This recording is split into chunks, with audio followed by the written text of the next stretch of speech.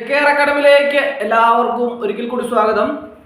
LP-UP short list എല്ലാ ജില്ലകളുടെയും വന്നിട്ടുണ്ട് അല്ലേ? അപ്പോൾ കട്ട് ഓഫ് മാർക്കുകളൊക്കെ കൃത്യമായിട്ട് എല്ലാവർക്കും മനസ്സിലായി. ഷോർട്ട് ലിസ്റ്റ് ഉള്ളവരുടെ എത്ര പേരുണ്ട് എന്നുള്ളതിനെ കുറിച്ചൊക്കെ കൃത്യമായിട്ട് മനസ്സിലാക്കി. അപ്പോൾ ഓരോ ജില്ലയിലും എല്ലാവരും പ്രതീക്ഷിച്ചതിനേക്കാളും കുറവായിട്ടാണ് ലിസ്റ്റുകളൊക്കെ വന്നിട്ടുള്ളത് അല്ലേ? അപ്പോൾ ഷോർട്ട് ലിസ്റ്റിൽ ഉൾപ്പെടുന്നവരുടെ എണ്ണത്തിൽ ഒരു ചുരുക്കം മൊത്തത്തിൽ കാണാൻ സാധിക്കുന്നുണ്ട്. നേരത്തെയിൽ നിന്നും കഴിഞ്ഞ പ്രാവശ്യത്തിൽ നിന്നൊക്കെ വ്യത്യസ്തമായിട്ട് ഷോർട്ട് ലിസ്റ്റിൽ ഉൾപ്പെടുത്തുന്നവരുടെ എണ്ണം കുറയുകയും കട്ട് ഓഫ് മാർക്കിൽ ഒരു വലിയ വ്യത്യാസം ഉണ്ടാവുകയും ഒക്കെ ചെയ്തിട്ടുണ്ട് അല്ലേ? അപ്പോൾ എല്ലാ ജില്ലകളിലും അതനുസരിച്ച് മാറ്റങ്ങൾ ഉണ്ടായിട്ടുണ്ട്. മൊത്തത്തിൽ LP-UP എടുക്കുമ്പോൾ 21,000 പേരാണ് ഷോർട്ട് ലിസ്റ്റിൽ ഉൾപ്പെട്ടിട്ടുള്ളത്. അപ്പോൾ ഇനി അതിന്റെ സർട്ടിഫിക്കറ്റ് വെരിഫിക്കേഷൻ, ഷോർട്ട് ലിസ്റ്റ് ഉൾപ്പെട്ടവരുടെ സർട്ടിഫിക്കറ്റ് വെരിഫിക്കേഷൻ ഉണ്ടാവും. അതിനുശേഷം ഇന്റർവ്യൂ നടത്തും. അതിനുശേഷമാണ് ഫൈനൽ ലിസ്റ്റ് ഉണ്ടാവുക. അപ്പോൾ എല്ലാ ഉദ്യോഗാർത്ഥികളും പൊതുവെ ആകാംക്ഷയോടെ കാത്തിരിക്കുന്ന മറ്റൊരു പ്രധാനപ്പെട്ട കാര്യമാണ് ഇന്റർവ്യൂവിനെ സംബന്ധിച്ച്. എന്നാണ് ഇന്റർവ്യൂ ഉണ്ടാവുന്നത്, ഇന്റർവ്യൂവിന് എന്തൊക്കെ കാര്യങ്ങളാണ് ചോദിക്കുന്നത് എന്നുള്ള കാര്യങ്ങളെ കുറിച്ച് എല്ലാവരും പൊതുവെ ഫോണിലൂടെ ആവശ്യപ്പെടാറുണ്ട്. അപ്പോൾ നമ്മൾ മൊത്തത്തിലുള്ള ഒരു വിലയിരുത്തലാണ് ഇന്നത്തെ ക്ലാസ്സിലൂടെ ഞാൻ ഉദ്ദേശിക്കുന്നത്. അപ്പോൾ LP-UP പരീക്ഷയിൽ മൊത്തം ഷോർട്ട് ലിസ്റ്റിൽ ഉൾപ്പെടുത്തിയിട്ടുള്ളതിൽ ഏകദേശം 12,082 പേരാണ് LP ഷോർട്ട് ലിസ്റ്റിൽ ഉൾപ്പെടുത്തിയിട്ടുള്ളത്. അപ്പോൾ എല്ലാ ജില്ലകളിലും കൂടി. അതുപോലെ തന്നെ UP-യിൽ 9,033 പേരാണ് ഉള്ളത്. അപ്പോൾ ഓരോ ജില്ലയും എടുക്കുമ്പോൾ നമുക്ക് അതിന്റെ വ്യത്യാസം, കുറവ് മനസ്സിലാക്കാൻ സാധിക്കും. കട്ട് ഓഫ് മാർക്കിലുള്ള ഉയർച്ചയും കട്ട് ഓഫ് മാർക്ക് കൂടുതൽ കൂട്ടിയതിന് ശേഷം ഉദ്യോഗാർത്ഥികളുടെ എണ്ണത്തിൽ, ഉൾപ്പെടുത്തുന്ന ഉദ്യോഗാർത്ഥികളുടെ എണ്ണത്തിൽ ഒരു കുറവ് വരുത്തുന്ന ഒരു സ്ഥിതിവിശേഷമാണ് പൊതുവെ നമുക്ക് ഈ ഷോർട്ട് ലിസ്റ്റിൽ നിന്ന് കാണാൻ സാധിക്കുന്നത്. അപ്പോൾ കഴിഞ്ഞ ലിസ്റ്റിൽ നിന്നും തന്നെ നിയമനങ്ങളൊക്കെ കുറവായതിനാലാണ് ലിസ്റ്റ് ചുരുക്കിയെന്നാണ് പൊതുവെ പറയുന്ന ഒരു കാര്യം എന്ന് പറയുന്നത്. അപ്പോൾ UP-യെ സംബന്ധിച്ചിടത്തോളം ഒക്ടോബർ 2025 ഒക്ടോബർ വരെയാണ് മുൻ ലിസ്റ്റിന്റെ കാലാവധി ഉള്ളത്.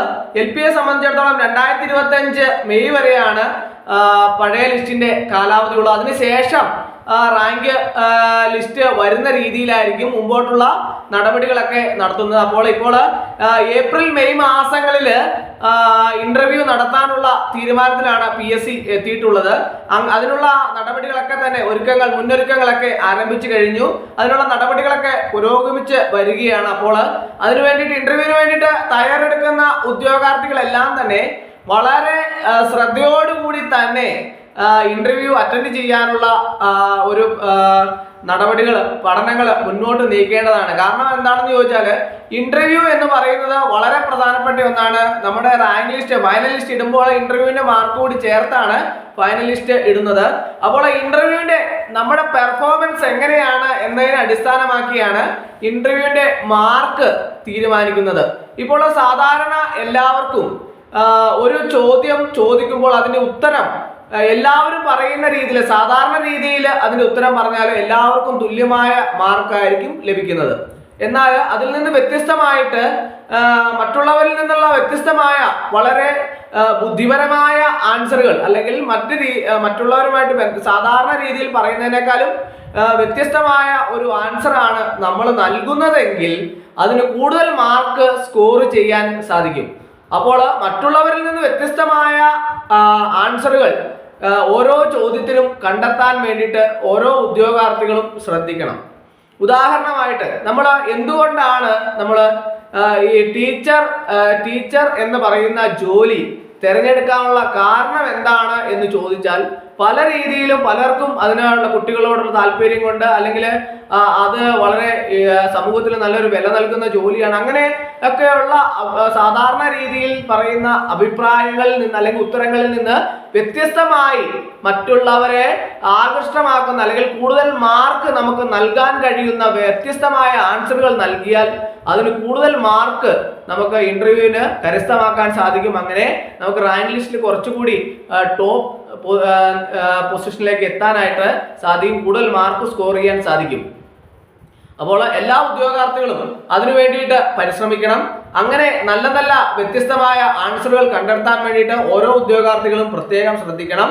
അപ്പോൾ ഏപ്രിൽ മെയ് മാസങ്ങളിലായിട്ട് ഇന്റർവ്യൂ കാണും. അതിനു വേണ്ടിയിട്ട് ഷോർട്ട് ലിസ്റ്റിൽ വന്നിട്ടുള്ള എല്ലാ ഉദ്യോഗാർത്ഥികളും കൃത്യമായിട്ട് തന്നെ പ്രത്യേകമായ പരിശീലനങ്ങൾ നടത്തേണ്ടതായിട്ടുണ്ട്.